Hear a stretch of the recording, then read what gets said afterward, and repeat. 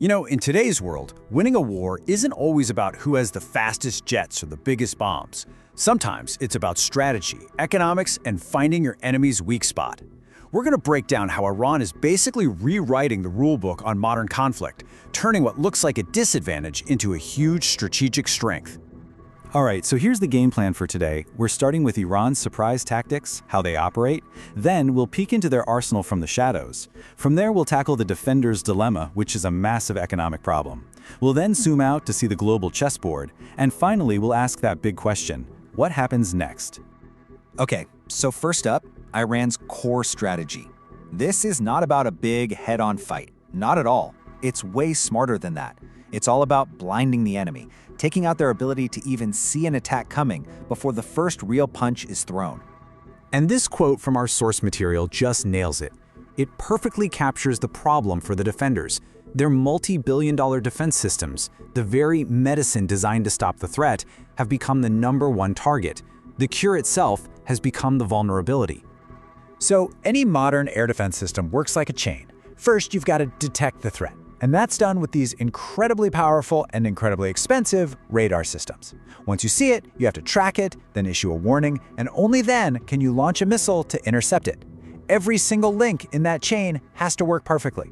And this is where Iran's strategy is so brilliant. They don't just fire missiles into the sky and hope for the best. Nope, their first priority is to destroy those super expensive radar systems. You take out the eyes, and the whole thing is useless. The entire defense chain just collapses at the very first step. So now that we get the strategy, go for the eyes, let's look at the actual tools Iran is using. And again, this isn't about some single futuristic superweapon. It's about having a whole toolbox full of diverse, cheap, and effective weapons designed for exactly this kind of fight. Their cleverness goes all the way down to the type of fuel they use. For a quick surprise attack in the daytime, they use solid fuel missiles. They're basically preloaded, ready to go at a moment's notice from hidden silos. But for nighttime attacks, they switch to liquid fuel missiles. Now these take hours to get ready, but under the cover of darkness, all that prep time is completely hidden from satellites and spy planes.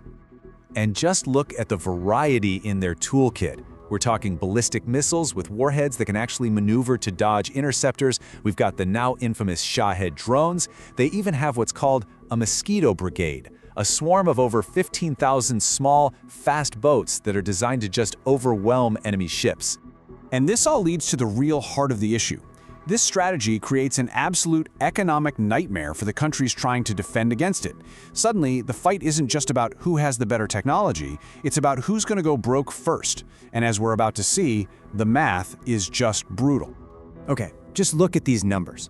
To shoot down a single, pretty cheap Iranian drone, the US might fire a Patriot interceptor missile. That one missile costs over $4 million. Let that sink in. You're using a multi-million-dollar weapon to take out something that costs a tiny, tiny fraction of that. You just can't win that economic fight long-term. It's impossible. And it's not just the price tag that's the problem, it's a numbers game.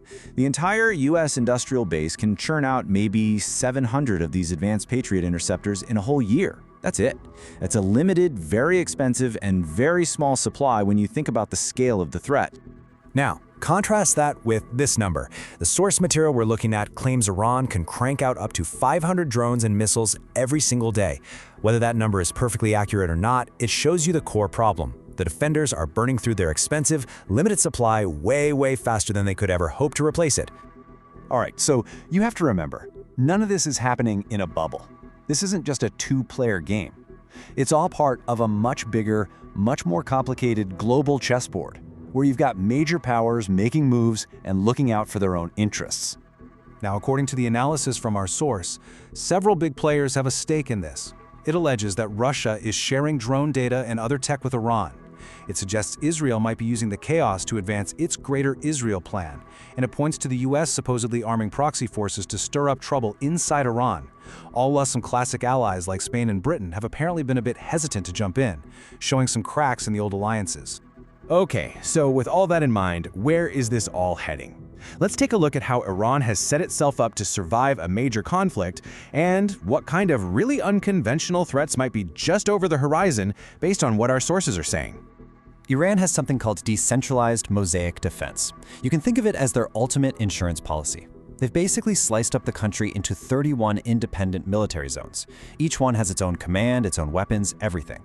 The whole point is, even if an enemy takes out the capital, Tehran, you still have 31 other mini-armies ready to keep fighting. It's designed to be impossible to kill with one shot. And the source material paints a pretty chilling picture of where things could escalate from here. We're talking about moving beyond normal military targets. Things like arming proxies to cause chaos inside enemy territory, creating deliberate oil spills as a form of environmental warfare, or even attacking critical civilian targets like water desalination plants, which are the lifeblood for millions of people. But this might be the most terrifying idea of all. The source speculates about using drones for something completely different, not to blow things up, but to poison them. It raises the possibility of using a drone to contaminate a water supply with something like mercury.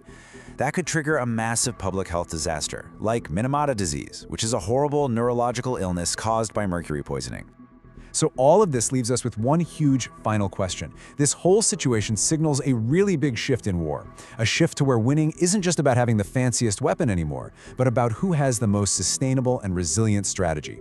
In a world where a cheap drone can trade blows with a multi-million-dollar missile, the old rules of power just don't apply. So you have to wonder, how on earth do you adapt to win a war that on paper looks completely unwinnable?